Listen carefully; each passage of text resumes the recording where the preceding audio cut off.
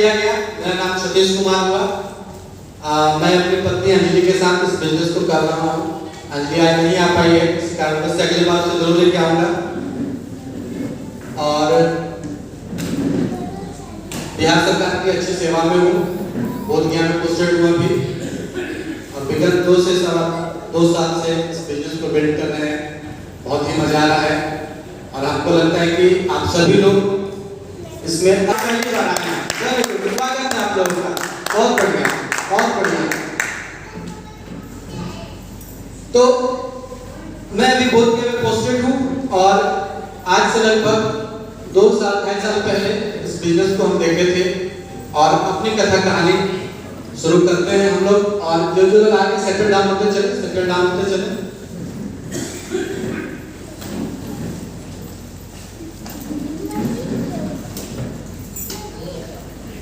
बैठे। तीसरी बात ज्वाइन की है। आप लोगों को बहुत लोग मिलेगा, लोग बोलते हैं कि हम कर लिए, पहले किए थे, ये किए थे, वो किए थे। कोई इशू नहीं है। हम था तो किसी ने मुझे बताया कि ऐसा एक प्लान है, एक अपॉर्चुनिटी है। तो हमने कहा बताइए, देखे, अच्छा लगा, शुरू किए। लेकिन कुछ महीनों के बाद बीपीएससी का फॉर्म आ गया तो घर वालों ने कहा कि पहले नौकरी ले लो, उसके बाद जो करना है ना। तो हमने नौकरी की तैयारी करी, नौकरी हो गई, बिहार आ गए, बिजनेस होने छूट गया। लेकिन अच्छी चीज थी, 2-4 चीज साथ में रखते रहे। इसका कुछ प्रोडक्ट हम उस समय से यूज करते आ रहे हैं। और कुछ दिनों के बाद 2015 में लखीसराय में जब पोस्टेड थे तो वहाँ हमारे महागुरु मेंटर मिले, जो सर उसमें प्रकाश सर डीआरडीए डायरेक्टर थे। तो उन्होंने कहा कि ऐसा है। हमने हाँ सर, हमारे पास है। और उसके बाद सर ने कहा कि कुछ करोगे? हमने करते हैं सर, फिर ज्वाइन किए। इत्तेफाक ये हुआ, ज्वाइनिंग करते संपर्क टूट गया। कहते हैं ना कि जब ईश्वर की इच्छा होती है तभी सारी चीजें बदलती है। और आप बहुत सौभाग्यशाली हैं कि ईश्वर की इच्छा हुई है तभी आज आप इस हॉल में बैठे। इसलिए उस ईश्वर के नाम पे एक अच्छी तालीम है। और धीरे धीरे आगे बढ़ते हुए हम समस्तीपुर में पोस्टेड हुए, शिवाजी नगर ब्लॉक में। और असली कहानी यहीं से शुरू होती है।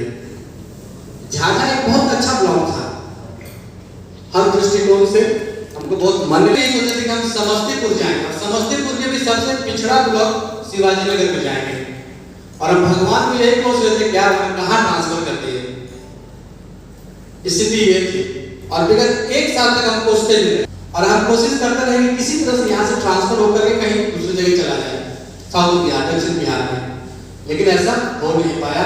तमाम कोशिशों के बावजूद, एड़ी चोटी लगाने के बावजूद भी जून में मेरा ट्रांसफर नहीं हो पाया। तब हमको समझ में आया कि जैसे ऊपर की इच्छा चली, यही ना यही रहेंगे। और जून के बाद जुलाई आया, अगस्त आया और सितंबर का महीना आया। हमारी अप्लाई पूना में आई हुई है, एक अच्छी तालीम पूना में मिला जा सकती है। पूना में वहाँ पर डीआरडीए डायरेक्टर थी और एक शाम चूंकि उनसे बातचीत हमारी होते रहती थी और शाम में हम वहाँ पहुँचे, खीर खाए और उसी बीच 5 मिनट के बाद ओम प्रकाश यादव सर का आगमन हुआ। तो पहचान लिए, लेकिन सर हमको नहीं पहचाने। हमने सर पहचाने तो तुमको देखा हुआ लग रहा है कहीं। हमने सर लखीसराय में सर आप थे तो हम रामगढ़ के वीडियो थे। हाँ, पहचान के। और उसके बाद से कारवां शुरू हुआ।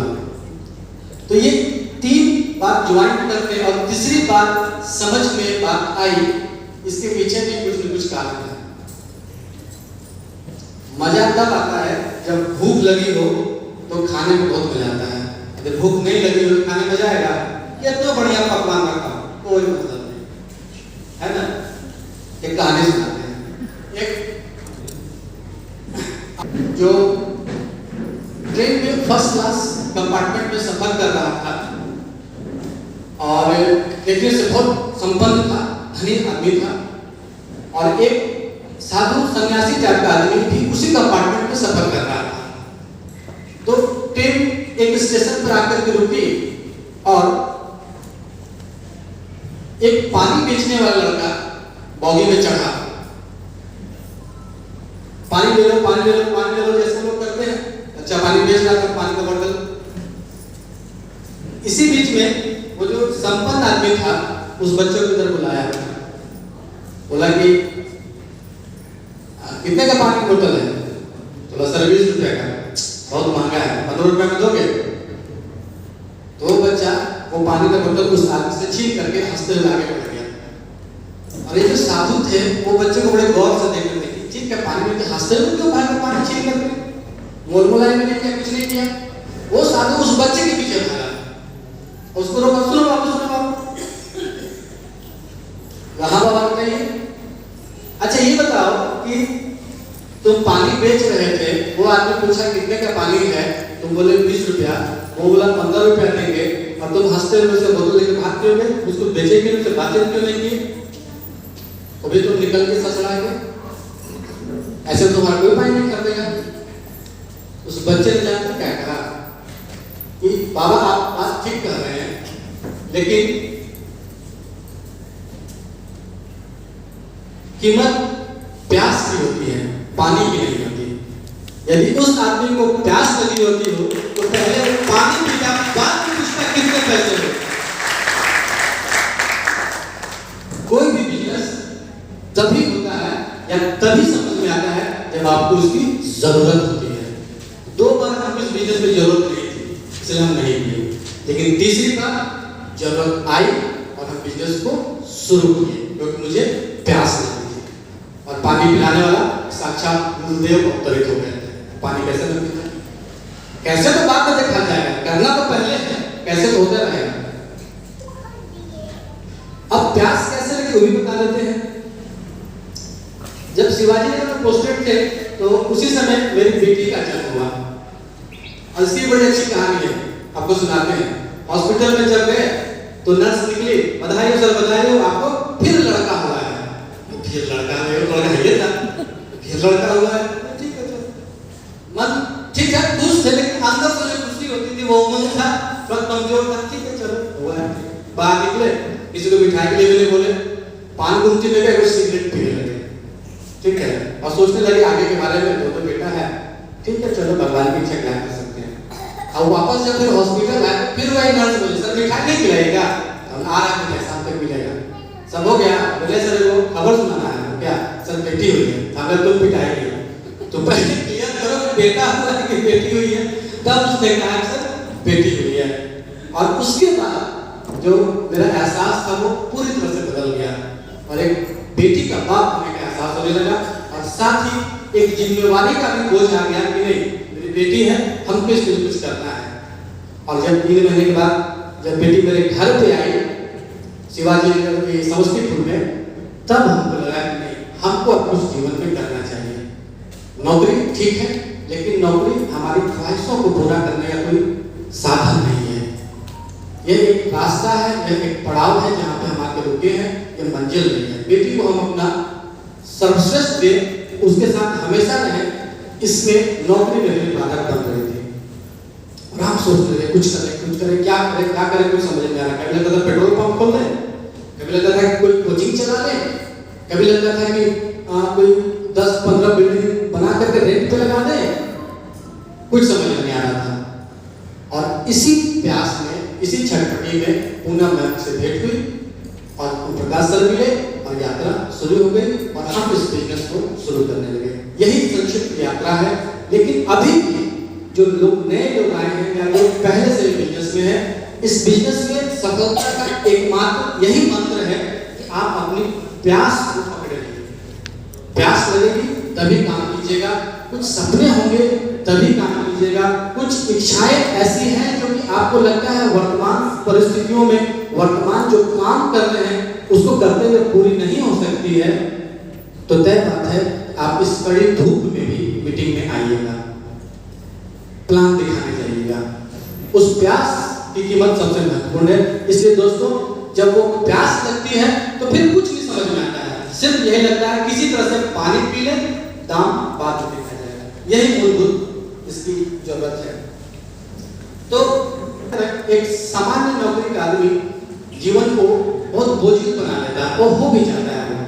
10 से 5 की नौकरी, सुबह सुबह उठना, तैयार होना, ऑफिस जाना, शाम में वापस आना, शाम को बैठ के चूड़ा बादाम खाना, पत्नी के साथ गप करना, टीवी देखना, सो जाना।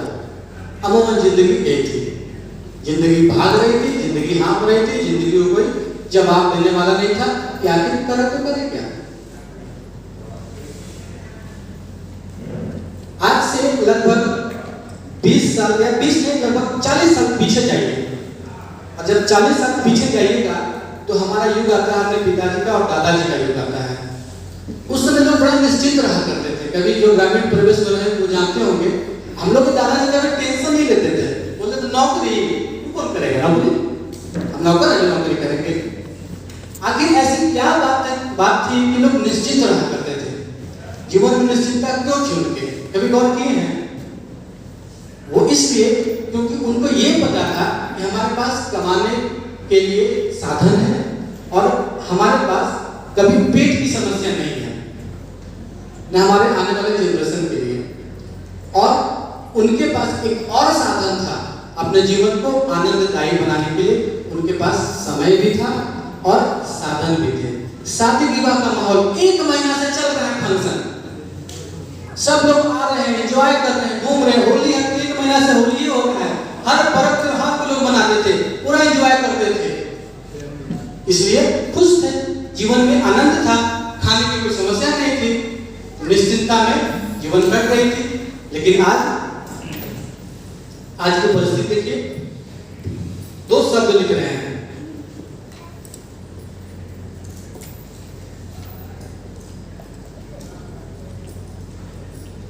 गेहूं और गुलाब। गेहूं जो शब्द है आप जानते हैं, गेहूं से भूख मिटती है, रोटी बनता है ना? तो हमारे बाप दादा के जमाने में गेहूं तो था ही, साथ साथ आनंद करने के लिए गुलाब भी था। लेकिन भाग दौड़ की जिंदगी में धीरे धीरे समय बदलता गया, वैश्वीकरण का दौर आया, सारी चीजें ओपन हो गई, लोग गेहूं के लिए गांव छोड़कर शहर की ओर भागने लगे। शहरीकरण बहुत तेजी से हुआ, गांव सूना पड़ने लगा, शहर जो है घना होने लगा, सघन होने लगा, और लोग अपने गेहूं की समस्या का तलाश, अपने पेट की समस्या के लिए शहर में बसने लगे और बसते चले गए, और धीरे धीरे ये गुलाब छूटता चला गया।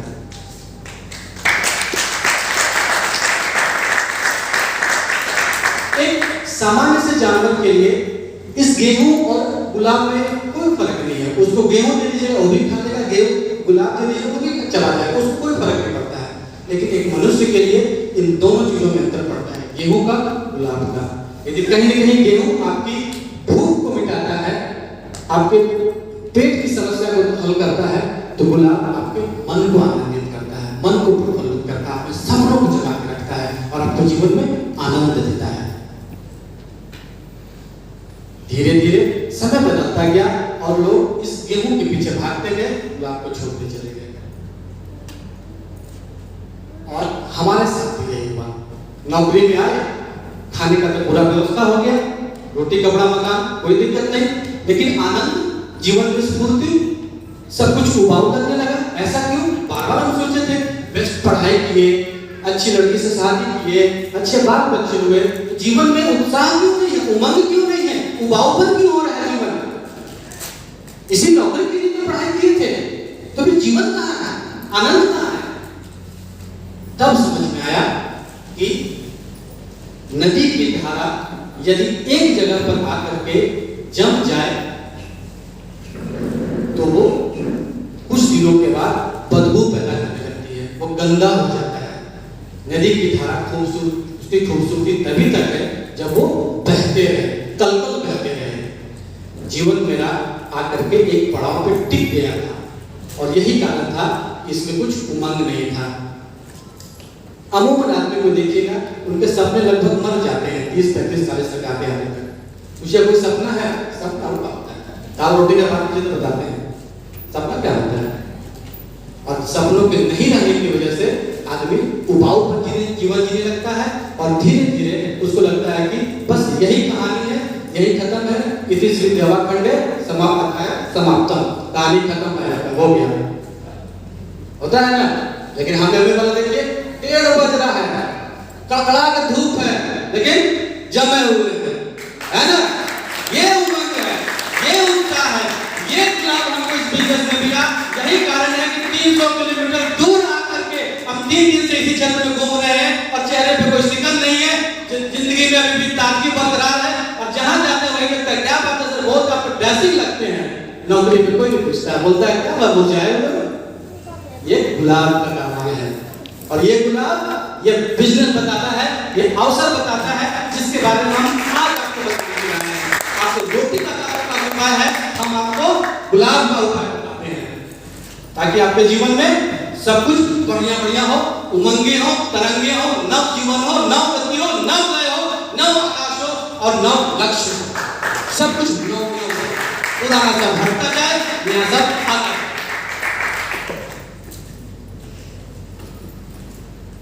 अब है एक मूलभूत समस्या जिस पर हम विचार करते हैं, ये आज की मौलिक समस्या है, जिसपे कि विचार करना बहुत ही जरूरी है। आखिर हमारी सुरक्षा, हम निश्चिंत जीवन कैसे जिए। हम बिहारी आदमी से पूछिएगा कि निश्चिंत जीवन जीने का क्या रास्ता है, बचपन से सिखाया जाता है, बाबू एगो नौकरी कर लो, जीवन सेट हो जाएगा। यदि नौकरी मिल गया, लाइफ सेट हो गया, अच्छी लड़की मिल जाएगी, तिलक दहेज भी मिल जाएगा, बाकी जिंदगी आराम से गुजारी है ना। यही ना है, क्या आवाज नहीं आ रहा है ना। नौकरी के लिए काम करते थे बचपन से, क्या नौकरी का दूल्हा चाहिए था ना, हाँ मिला चाहने की अलग बात है, अब बिजनेसमैन मिल गया है। तो ये नौकरी हमारी सुरक्षा का मापदंड था। मैट्रिक किए, इंटर किए और शुरू कर दिए। इंटर में जो बायोलॉजी लिया बोला डॉक्टर बनेंगे हम, जो मैथ लिया इंजीनियर बनेंगे हम। जो यहाँ सफल नहीं हुआ, बीए किया बोला एसएससी देंगे, रेलवे देंगे, बैंक देंगे। जो यहाँ नहीं सफल हुआ वो एमए किया, बोला हम सिविल देंगे, हम कलेक्टर बनेंगे। यहाँ जो सफल नहीं हुआ बोला अब हम पीएचडी करेंगे, प्रोफेसर बनेंगे। जो यहाँ नहीं सफल हुआ बोला अब हम बीएड बनेंगे और मास्टर बनेंगे। यही चक्र है, सब इसी पड़ाव से गुजरे हैं।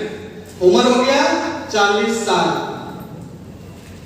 फिर भी बहुत लोग बीएड ना किए हैं और ना मास्टर बन पाए हैं, फिर भी नौकरी नहीं मिली। संभव ही नहीं है सबको नौकरी मिल जाए। तो आखिर 40 साल की उम्र में एक आदमी इस चरण से गुजरते हुए नौकरी न मिलने के बाद क्या करेगा, क्या उसके पास विकल्प है? 2 विकल्प, एक खेती कर सकता है, भारत गांवों का देश है, खेती कर सकते हैं। दूसरा कुछ धंधा पानी कर सकते हैं, अच्छे शब्दों में कहें तो बिजनेस कर सकते हैं। यही 2 रास्ता बचता है। रास्ता है या तो फल का बात नहीं करते हैं, यही 2 रास्ता है। इतना पढ़ा लिखा आदमी खेती करेगा? अब बचा ऑप्शन बिजनेस। 40 साल तक माँ बाप पढ़ाया, इसी आस की इसको नौकरी मिल जाएगा, तो बिजनेस में पैसा देगा? तुम समझो अपना, बोलो तो तेरा ब्याह कर देते हैं, ये हम कर सकते हैं, लेकिन पैसा मत मांगना, ये नहीं हो सकता है। अब बिजनेस के लिए इसके पास पैसा नहीं है, तो इसकी आमदनी, इसकी रोजी रोटी, इसकी जिंदगी कैसे चलेगी? कोई विकल्प है? ये आदमी निराश हो जाता है, हताश हो जाता है जीवन से, और इसको लगने लगता है कि कुछ भी करो, इसी तरह से जिंदा रहो, चलो कलकत्ता, चलो दिल्ली, वही रहेंगे, वही कुछ करेंगे, लेकिन ये अपने जीवन को जी नहीं पाता है। हम बहुत खुशकिस्मत हैं कि हम लोगों ने, हमारे मेंटोर के मार्गदर्शन में एक ऐसा मुहिम चलाया है जिसमें कि 40 साल तक के बाद भी यदि किसी को नौकरी नहीं मिलती है, कोई बिजनेस नहीं कर पाता है, तो एक अवसर हम आपको यहाँ पे बताते हैं, जिससे कि आप अपना जीवन, अपने सपने, अपने गेहूं और अपने गुलाब को पूरा कर सकते हैं। क्या आप तैयार हैं अवसर देखने के लिए? आज हम उसी अवसर की बात करेंगे आपसे, क्योंकि जहां सभी चीजें लगभग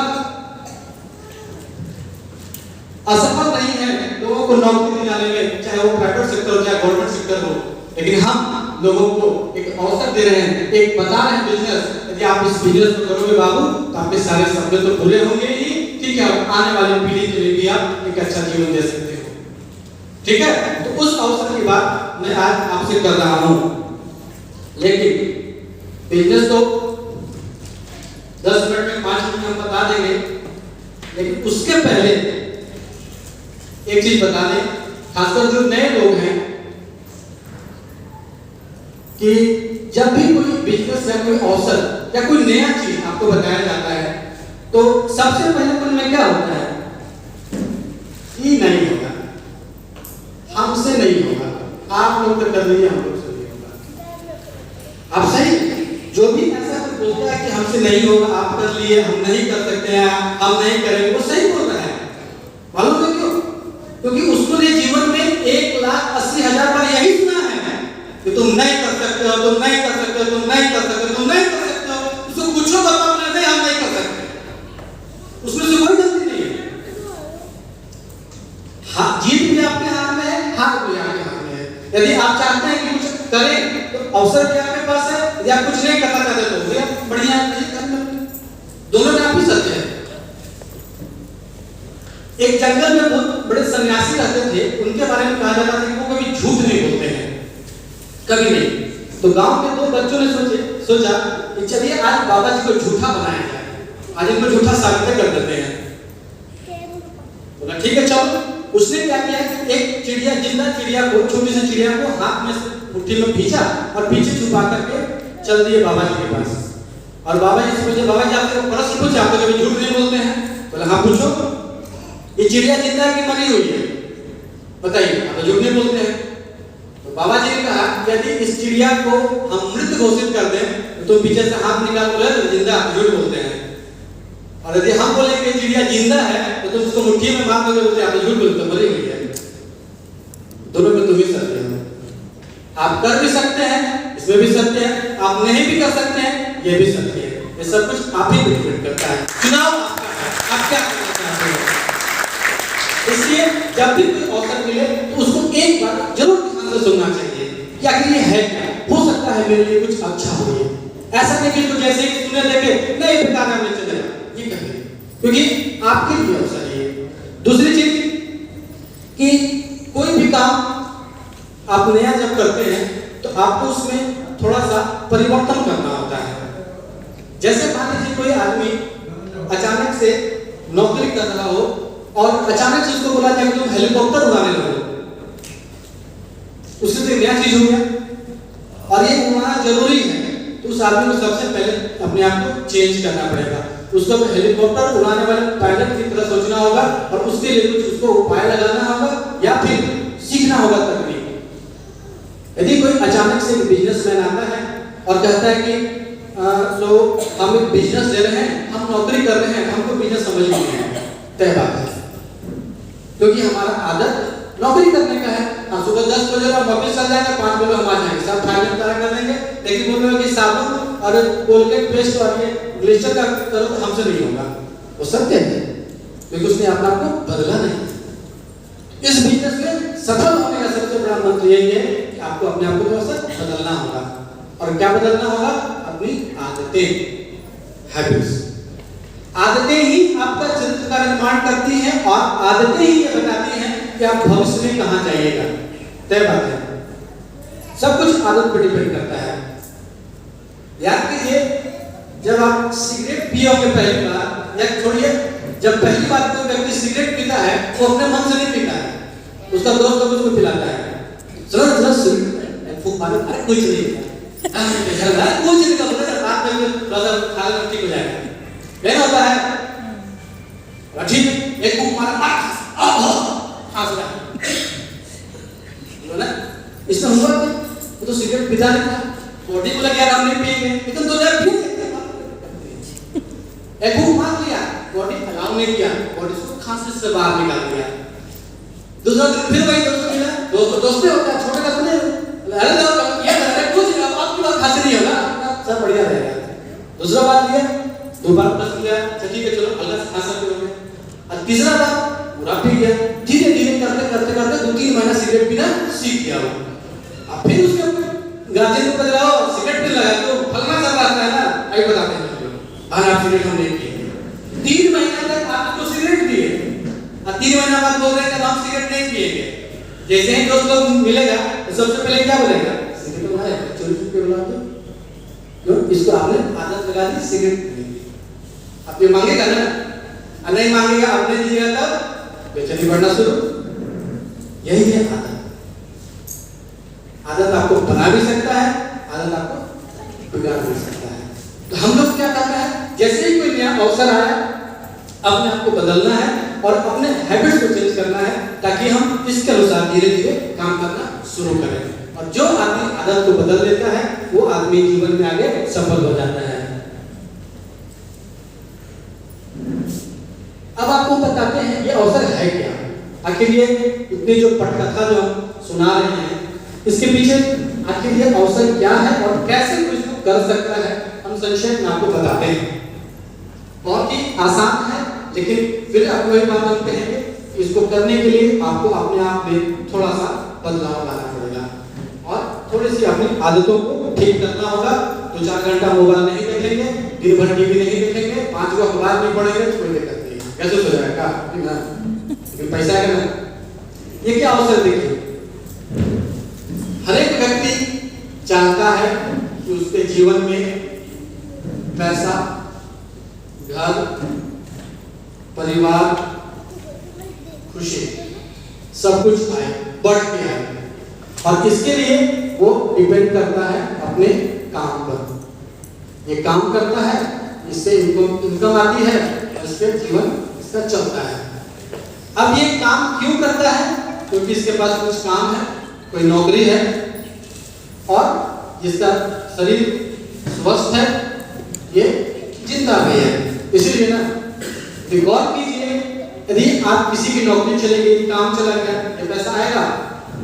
किसी का स्वास्थ्य खराब हो गया, ये पैसा आएगा, पूरा घर परिवार परेशान।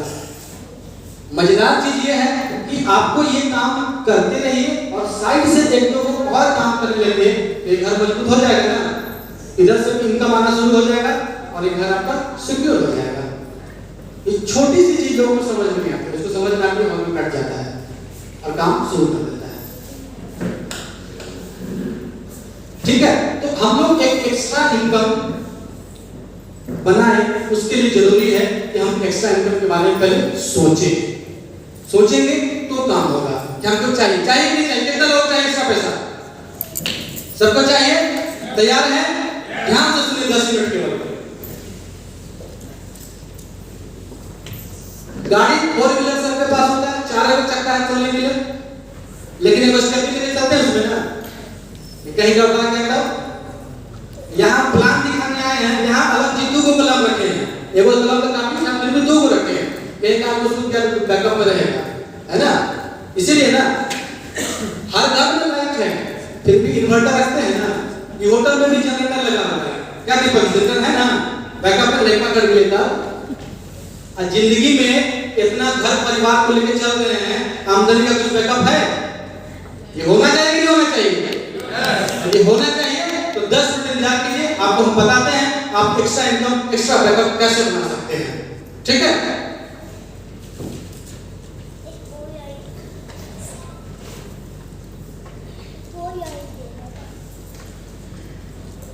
कोई भी बिजनेस करने के लिए आपको सबसे पहले पूंजी की जरूरत होती है, आपको समय की जरूरत होती है, आपको स्टाफ की जरूरत होती है, आपको कोई दुकान या स्पेस की जरूरत होती है। और इतना कर लेने के बाद आपको हमेशा एक तनाव या रिस्क बना हुआ रहता है, पता नहीं आगे कैसा समय आएगा। लेकिन हम जो बिजनेस आपके बारे में बता रहे हैं, यहाँ पर बताने आए हैं, इसमें आपको कोई पूंजी की आवश्यकता नहीं है, घर के खर्च से आपका बिजनेस हो सकता है। आपको समय 1 से 2 घंटा पर डे आपको इस बिजनेस में समय देना है। स्टाफ कोई आवश्यकता नहीं, कोई दुकान, कोई स्पेस नहीं, कोई तनाव, कोई रिस्क, पैसे लगा दे रिस्क है ना। यानी कि ऐसा बिजनेस जो 1-2 घंटा भी आप समय देते हैं, तो आप इस बिजनेस को बहुत अच्छे से कर सकते हैं। समय क्यों चाहिए? ठीक है, क्या है बिजनेस? आज नींद नहीं लग रहा है मुझे,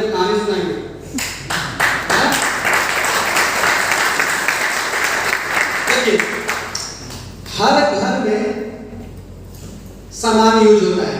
आप सुबह उठिएगा तो सबसे पहले ब्रश कीजिएगा, ब्रश में पेस्ट लगाइएगा, बाथरूम जाइएगा तो साबुन से नहाइएगा, माथा में 3 तरह का शैम्पू लगाइएगा, बाहर आइएगा तो क्रीम लगाइएगा, दाढ़ी तो जेंट्स वो बनाएंगे, पाउडर सब बच्चा बच्चों सब लगा लेता है, माथा में आंवला तेल नारियल तेल लगा लेते हैं, लेडीज जेंट्स जो हो सबका कपड़ा धुलता है, किचन में बर्तन धुलता है, घर में पोछा लगता है, ये सारा काम होता है नहीं होता है? कोई डाउट है क्या?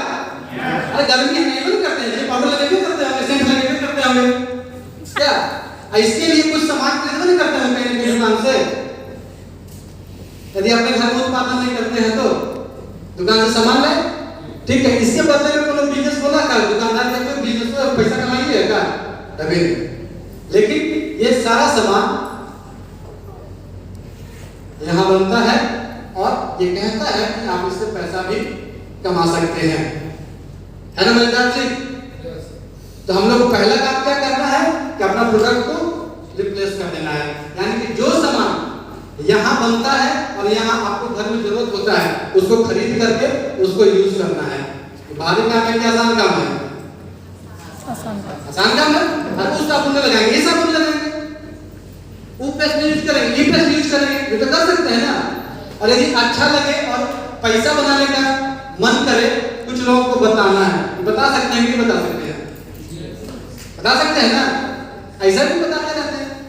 बढ़िया सिनेमा कौन? तो कश्मीर फाइल्स आया है।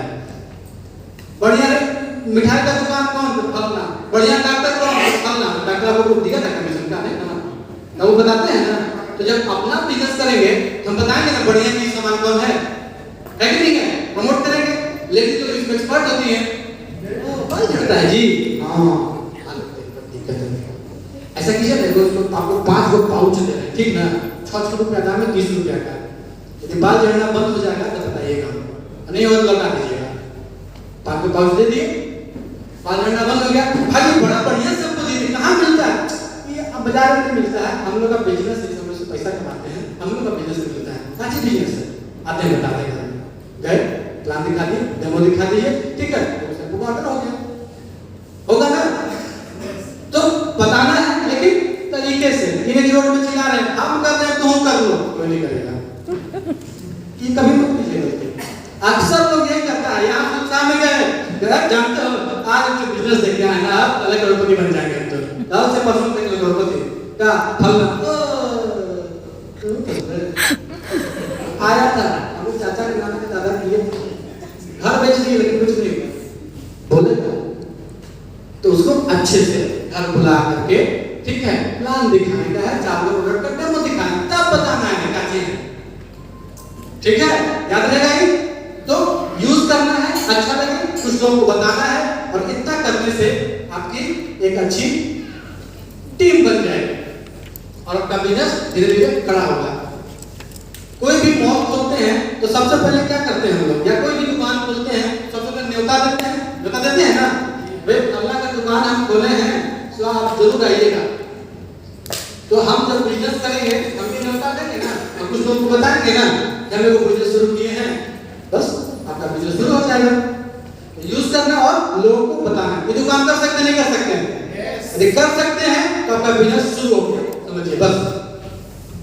अब देखिए सबसे मेन खेला,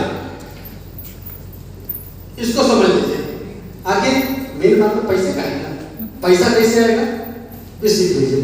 मान लीजिए कोई बाजार का कंपनी है, एक कंपनी ढंग से साबुन बनाता है, 40 रुपया इसको लगता है साबुन को बनाने में, और यहाँ है ग्राहक, इसको 100 रुपया में ये साबुन मिल रहा है। बीच का पैसा कहाँ गया? कंपनी तो माल बना के प्रॉफिट रख लिया और बेच दिया, सीएनएम को बेच दिया, सीएनएम डीलर को दे दिया, डीलर स्टॉकिस्ट को दिया, होलसेलर को दिया या रिटेलर को दिया। प्लस टीवी में प्रसार भी हो रहा है और 60% पैसा यही लोग बना रहा है। क्लियर है? सबको जानता है इस चीज को? इसको ही ट्रेडिशनल सिस्टम कहते हैं, यानी कि बाजार में कंपनी से आप डायरेक्ट माल नहीं उठा सकते हैं, दुकान से खरीदते हैं, है ना। अब यही काम बोला कि ये बताया कि भैया आपको साबुन चाहिए ना, हम भी 40 रुपया में साबुन बना देते हैं और यहाँ है ग्राहक, इसको भी हम 100 रुपया में देंगे। बीच का जो 60 रुपया है ये भी आप ही दे लीजिए, एक तो टीम बना करके। इस प्रोसेस को ही डायरेक्ट सेलिंग बिजनेस कहते हैं। समझ में आया? डायरेक्ट सेलिंग बिजनेस में कंपनी और ग्राहक के बीच में कोई नहीं होता है। 1959 से ये मॉडल चला रहा है और आज 21वीं सदी के जो जितना भी मार्केटिंग है, जितना भी बिजनेस है, वो इसी मॉडल पे काम करता है। यदि आप एग्जांपल देखना चाहें तो आपको एग्जांपल दिखाते हैं। आज जितना भी ऑनलाइन मार्केटिंग हो रहा है, टोटल ऑनलाइन मार्केटिंग इसी मॉडल पे होता है। जैसे ऑनलाइन शॉपिंग बहुत सारा ऐप्स है, आप जानते होंगे, है ना? जैसे मान लीजिए कि Amazon, फ्लिपकार्ट, जोमेटो, स्विगी, ओला, उबर, ये सारा लोग ऑनलाइन आज बिजनेस कर रहा है। इन लोगों ने क्या किया? एक ऑनलाइन प्लेटफॉर्म क्रिएट कर दिया। क्या किया ना? यहां पे है ग्राहक और यहां पे है कुछ कंपनी जो सामान बनाती है। उमेश बाबू को मन हुआ कि हमको जूता को चाहिए, बड़ा बढ़िया, फ्लिपकार्ट में गए, अब वो फ्लिपकार्ट में गए और बोले वो 8 नंबर का जूता यहाँ से फ्लिपकार्ट पे ऑर्डर कर दिए। जूता का दाम लिखा था 1000 रुपया, बोले ठीक है, सस्ते हो, ज्यादा महंगा नहीं है। इसने फ्लिपकार्ट वाले ने कहा क्या जूता कंपनी तुम्हारे जूता का ऑर्डर हुआ है उमेश बाबू के नाम पे, 8 नंबर का जूता चाहिए काला रंग का, बोला ठीक है, तुम्हारा दाम है 500 रुपया। इसने कंपनी ने 500 रुपया, फ्लिपकार्ट वाले ने 500 रुपया कंपनी को दे दिया और जूता लेकर के इसको पहुंचा दिया, इससे 1000 रुपये ले लिया, बीच का 500 रुपया आपने कमा लिया। कोई बीच में है? कोई शोरूम, कोई कुछ? इसको ही डायरेक्ट सेलिंग बिजनेस करते हैं, जो कि 1959 से इसी मॉडल पे लोग 1959 से हम लोगों ने शुरू किया, बाकी लोगों ने फॉलो किया। तो भैया ये हम काहे नहीं कर सकते ऑनलाइन बिजनेस? हम कर सकते हैं कि नहीं कर सकते ऑनलाइन बिजनेस? करना चाहिए कि नहीं करना चाहिए हमको? 21 सेंचुरी में हम हैं तो क्या अभी हम दुकान खोलकर परचून की दुकान खोलकर बैठे हुए हैं, खुदरा गिनते रहे हैं? क्या हम ऑनलाइन करके 50% पैसा कमाएं? कमाना चाहिए ना? कैसे कमाइएगा देख लीजिए। अब ऑनलाइन बिजनेस करने के लिए कुछ शर्तें हैं। कोई भी ऑनलाइन बिजनेस तभी कर पाएगा जब पहला उसके पास एक प्लेटफॉर्म हो, वो भी ऑनलाइन। दूसरा उसके पास कुछ प्रोडक्ट हो। तीसरा उसके पास होम डिलीवरी करने वाला कोई मैकेनिज्म हो। और चौथा उसको सरकार से लाइसेंस लेना हो, उसको सरकार को जीएसटी पे करना हो और अपना प्रॉफिट को अकाउंट से चेक भी करना हो। यदि ये 4 चीजें हैं तभी सामान यूज कीजिएगा, तभी बिजनेस कीजिएगा, इसके अलावा होगा नहीं। तो एमवे ने क्या कहा कि भैया आपको हम प्लेटफॉर्म बना के दे रहे हैं, amway.in मिल गया, अब कोई जानने की आवश्यकता नहीं है। दूसरा हम प्रोडक्ट बना रहे हैं, ठीक है, तमिलनाडु के डिंडीगुल डिस्ट्रिक्ट के दल्लेकोटे में इसका आउटलेट है जहाँ ये प्रोडक्ट बनाता है। हमको सामान बनाने का टेंशन नहीं है, मजेदार चीज है। हमको ऑनलाइन प्लेटफॉर्म भी नहीं बनाना है, हमको सामान भी नहीं बनाना है। कहा कि हम होम डिलीवरी भी कर देंगे, आपको इसका टेंशन भी मत लीजिए, हम घरों पहुंचा देंगे। और कहा कि हम सरकार से 1998 में ही 5/1998 में ही एमवे इंडिया एंटरप्राइजेस के तहत 100 करोड़ का इन्वेस्टमेंट करके हम परमिशन ले चुके हैं। सरकार को हम जीएसटी पे कर देते हैं और आपको जो प्रॉफिट होता है 5 तारीख को आपके अकाउंटों में हम डाल देते हैं। ये काम कर दिया। बोला कि अब आपका क्यों काम है, आप सिर्फ एक काम कीजिए कि अपनी एक टीम बना लीजिए और बिजनेस कीजिए ऑनलाइन। कोई आपत्ति है? इतना बढ़िया सुविधा दिया है, टीम तो बना ही सकते हैं ना। टीम कैसे बनेगा उन्हें बता देते हैं।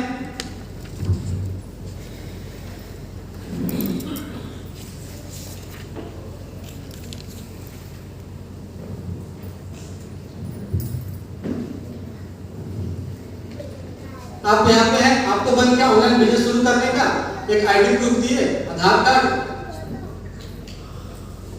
एक पैन कार्ड, एक बैंक का खाता दिए, एक मेल आईडी,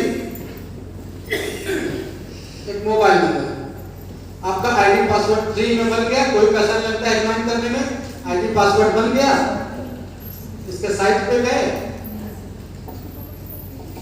आईडी पासवर्ड से खोले, ये सामान है, ऐड टू कार्ट किए, पेमेंट मारे, 2 दिन में घर में आपके सामान आ गया।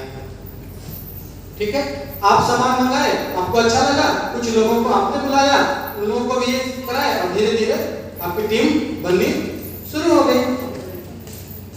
आप जो भी प्रोडक्ट मंगाते हैं उस पे 10 से 15% आपको डिस्काउंट मिलता है जो कि आपके अकाउंट में चला जाता है, पहला फायदा।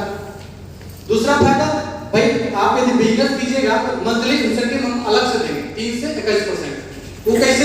मान लीजिए कि इन्होंने 5,000 का सामान मंगाया, इन्होंने भी 5,000 का सामान मंगाया, इन्होंने भी मंगाया, इन्होंने भी, तो 3 और 1 4 आदमी मिलकर के 5,000 का सामान मंगाते हैं तो आपका बिजनेस हो गया 20,000 का, हुआ ना? पूरा टीम मिला करके। तो यदि 20,000 का कोई बिजनेस करता है तो 3% कमीशन मिलता है। यदि टीम बड़ा होते होते कुछ दिनों के बाद, कुछ महीनों के बाद आपका बिजनेस 60,000 का चल जाएगा। 60,000 पे 6%, 1,20,000 पर 9%, 2,40,000 का बिजनेस होने पर 12%, 4 लाख का बिजनेस होने पर 15%, 7 लाख का बिजनेस पर 18% और 10 लाख का बिजनेस पर 21% हो जाता है। आप सिल्वर हो गए, 6 महीना मेंटेन किए, प्लैटिनम हो गए, 12 महीना मेंटेन किए, बांडो प्लैटिनम हो गए। आप समझ में आया? कहने का मतलब है ये टीम क्या करेगा, इसका एक ही काम है कि जो घर में मेरे सामान है उसको हम लोग रिप्लेस करके यहाँ से मंगा के उसको यूज करेंगे। मोटा मोटी 5,000 पर महीना 200 परिवार यूज करने लगे तो बिजनेस आपका 10 लाख का हो जाएगा। ऑल ओवर इंडिया में 200 परिवार नहीं मिलेगा हम लोग को, मिलेगा कि नहीं मिलेगा? मिल गया तो हो गया, बन गया सिल्वर, बन गया प्लैटिनम, बन गया डायमंड। और क्या करना है? आपका अपना बिजनेस। याद रखिए, नौकरी आप किसी और के लिए करते हैं, बिजनेस आप अपने लिए करते हैं। ठीक है, तो ये बिजनेस अपॉर्चुनिटी है। लेकिन अभी भी 1-2 यंगस्टर्स अभी भी खड़े हुए हैं कि आखिर आप इस बिजनेस को स्टार्ट करेंगे, कौन कौन सी बाधाएं आ सकती हैं। पहला सबसे इंपॉर्टेंट चीज, इस बिजनेस में आप अकेले नहीं हैं, हमेशा याद रखिएगा। इस बिजनेस में आप अकेले नहीं हैं, आपको सपोर्ट करने के लिए आपके अपलाइन हैं, आपको सपोर्ट करने के लिए, ट्रेनिंग देने के लिए, सिखाने के लिए कुछ एमवे का एजुकेशन सिस्टम है जिसको गुरुकुल हम लोग नाम दिए हुए हैं। और इसमें सबसे इंपॉर्टेंट चीज जो है, ठीक है, वो ये है कि आप बिजनेस तभी कर पाएंगे जब आप निर्णय लेंगे, एक डिसीजन लेंगे कि हमको करना है तो करना है तो करना है। अब निर्णय लेने में बड़ा कंफ्यूज हो जाते हैं। हमें गाने से पूछे कि ये बिजनेस का प्लान है, ऐसा ऐसा करना है, हाँ आप तो किए थे 3 साल पहले किए थे। जैसे ही आप किसी को बताएगा तो हम किए थे, वो बिजनेस नहीं किया था, वो बिजनेस को ज्वाइन किया था। ज्वाइन करना और निर्णय लेना बेहतर होता है। यदि आप किसी चीज का ठोस डिसीजन लेते हैं कि हमको करना है तो उसी समय बोर्ड और मार्कर लेकर के प्लान दिखाने निकल जाते हैं। जो आदमी बोर्ड और मार्कर लेकर के प्लान दिखाएगा वही एक्चुअल में निर्णय लेता है, बाकी सब हवा हवाई है। इस हॉल में जितने लोग हैं वो निर्णय लेते हैं। इसका मतलब है कि रोज शाम को अपने घर से निकलते हैं, बोर्ड मार्कर लेकर के प्लान दिखाते हैं, डेमो दिखाते हैं, तभी निर्णय का सही अर्थ होता है। अन्यथा ज्वाइन करने से, टिकट कटाने से वो राजधानी पे नहीं, दिल्ली नहीं पहुंच जाता है। यदि राजधानी का टिकट कटाए तो राजधानी में बैठना भी पड़ता है। इसलिए निर्णय लेना बहुत जरूरी है। आपके सपोर्ट के लिए, आपके सहयोग के लिए आप बाहर की दुनिया में चले जाइए। कोई भी आप बिजनेस करना चाहते हो तो आपको कोई सपोर्ट नहीं करेगा। आप इस होटल के बगल में ही बढ़िया होटल खोलिए, सबसे तकलीफ यूनिक हो जाएगा। फिर होटल खोल देंगे यहाँ पे, सब कस्टमर ले जाइए, दिक्कत हो रही है हमारा, है ना। लेकिन यहाँ पे आपका अपलाइन आपको सपोर्ट करेगा, बशर्ते कि आप निर्णय लेते हैं और उस निर्णय के अनुसार आप अपलाइन के प्रति समर्पित होते हैं। अपलाइन जो बोलता है वो करते हैं। समर्पण बहुत जरूरी है। समर्पण विशुद्ध रूप से होना चाहिए। ऐसा नहीं कि हाँ सर आप समर्पित हैं, अपलाइन फोन करे कहाँ है, परमिट करा ले, अपना प्लान दिखा रहा है, सरकार से समर्पित होने से आज छोड़ दिया थोड़ा दिक्कत लग रहा है। इसलिए एक छोटी सी कहानी सुनाते हैं समर्पण पे। समर्पण किसको कहते हैं और उसके बाद सफलता कैसे मिलती है। लोग यही पे चूक जाते हैं, लोग छोटी छोटी बाधाओं से रुक जाते हैं। आज गर्मी बहुत है, कल बरसात बहुत है, परसों ठंडा बहुत है, छोटी छोटी चीजों को करना छोड़ श्री राम और रावण का युद्ध हो रहा था और उसी में लगातार राम जी की पराजय हो रही थी और रावण जीत रहा था। तो राम जी को खुद आश्चर्य हुआ, ऐसा क्यों? मैं तो देवता हूं, मैं सत्य के लिए लड़ाई कर रहा हूं, मैं बार बार हार क्यों रहा हूं, रावण जीत क्यों रहा है जब मैं शक्तिशाली हूं? तब उन्होंने विभीषण से पूछा कि अच्छा बताइए आप क्यों हार रहे हैं? विभीषण तो वृद्ध थे, बुद्धिजीवी थे। बोले प्रभु आप शक्ति की पूजा कीजिए, माँ दुर्गा की आराधना कीजिए, तभी आपको शक्ति प्राप्त होगी रावण को हराने की। क्या करना होगा उसमें? बोला 11 दिन तक पूजा कीजिए और 11 दिन तक आप सर्वश्रेष्ठ कमल जिसको इंदिवर कहते हैं कमल को पुष्प को माता के चरणों पर अर्पित कीजिए। तो ठीक है, युद्ध तुम संभालना, हम चले माँ दुर्गा की आराधना करने। और शुरू हो गया वहां से 11 दिन का तपस्या। रोज सुबह स्नान ध्यान करके पूजा पाठ करते और सामने जैसे पूजा समाप्त होती एक कमल का फूल माता के चरणों पर अर्पित करते करते पहला दूसरा तीसरा चौथा पांचवा दिन, आज 11वां दिन था। आज भगवान को शक्ति मिलनी थी, आशीर्वाद मिलना था। 11वां दिन सुबह वो अच्छे से नहा धोआ करके कमल का पुष्प ला करके प्रभु राम बैठे और शाम तक पूजा की। और जैसे ही पूजा समाप्त हुई कमल का फूल उठा करके माता के चरणों पे रखने ही वाले थे, अचानक से कमल का फूल गायब हो गया वहां से। देखिए परीक्षा कैसे होती है, चुनौती आ गई। 11 दिन तक कोई चुनौती, अंतिम समय में चुनौती आ गई। अब क्या हाय होगा ना प्रिया का उद्धार, अंतिम विकल्प, अंतिम जो पुष्प था वो चरणों माता के चरणों पे अर्पित ना हो सका। प्रभु राम चिंतित हो गए, विचलित हो गए। अब क्या करें? अब सीता का तो उद्धार हो नहीं पाएगा, रावण को हरा नहीं पाएंगे, पूजा भी अधूरी रहेगी। तुरंत मन को शांति किए और उनको याद आया, कहती थी माता मुझे राजीव दिया। अरे मेरी आंख भी तो कमल के समान है, कमलों में सर्वश्रेष्ठ कमल राजीव कमल होता है, मेरी आंख उसी के समान है। यदि एक आंख चला भी जाए तो एक आंख तो है, एक आंख से मैं रावण को हरा लूंगा। और ऐसे ही कटार निकाले और आंख में भोगने के लिए आंख निकाल के माता को अर्पित कर देंगे। अंतिम चरण का पूजा भी समाप्त होगा और माता को वरदान मिलेगी। जैसे आंख भोगने के लिए उठाए दिए तब माता तुरंत अवतरित हुई, होगी जय, होगी जय।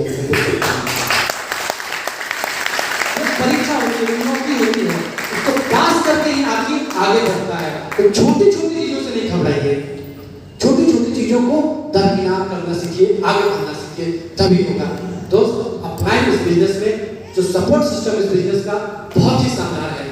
आप एक अच्छा जीवन जीने के लिए आए हैं, आप एक अच्छा जीवन जी सकते हैं और हम यही चाहेंगे कि आप सभी लोग एक अच्छा जीवन जिए। लास्ट में और कथा कहानी सुनाकर हम बात समाप्त करते हैं कि बाज का जो जीवन होता है ना वो 30 साल का होता है, लेकिन वो 60 साल जीता है। 30 साल का जब बाज होता है ना तो उसके पंख झड़ने लगते हैं, नाखून जो उसका होता है भोथरा होने लगता है, उसका चोंच भी भोथरा होने लगता है। अब उसके पास दो ही विकल्प है, या तो वो किसी का शिकार हो जाए या फिर अपने आप को बदले। लेकिन चूंकि बाज एक जांबाज पक्षी होता है, वो हार को स्वीकार नहीं करता है और अपने आप को बदलना स्वीकार करता है। 120 दिन की कड़ी तपस्या करता है, पहाड़ की ऊंची चोटी पर चल जाता है और वहां जाकर के अपने नाखूनों को पहाड़ से तोड़ता है, लहूलुहान कर लेता है अपने नाखूनों को। 30 दिनों के बाद उसके नए नाखून आते हैं। इन नाखूनों से अपने वो पंखों को उधेड़ देता है, पूरा शरीर लहूलुहान कर लेता है और 30 दिन के बाद उसके नए पंख निकलते हैं। अपने चोंच को अंदर तोड़ देता है, उसका पूरा नथुना लहूलुहान हो जाता है और 30 दिन के बाद उसके नए निकल आते हैं चोंच धारदार, और नए धारदार चोंच से, नए पंखों से, नए पंजों से वो आने वाले 30 साल तक अपनी जिंदगी को उसी तरह राज करता है जिस तरह वो पहले था। तो बदलाव आप कर सकते हैं, आपके पास अवसर है कि आप इस जीवन को इसी तरह जिए या फिर 120 दिन की तपस्या करके जीवन को नया स्वरूप दे दें। चुनना दोस्त आपको है, मर्जी आपकी है। हम सब हमारा पूरा प्लान सिस्टम, सपोर्ट सिस्टम आपको मदद करेगा। एक बात याद रखिएगा, यहाँ से हम बता के जा रहे हैं, यदि आपको अपने आप पे विश्वास है, उस ऊपर वाले भगवान पे विश्वास है, याद रखिएगा U + God = success and victory होता है दोस्त। और ईश्वर हमारे साथ है, इसलिए हम सभी लोग सफल होंगे। इसी शुभकामना के साथ आप सबका बहुत बहुत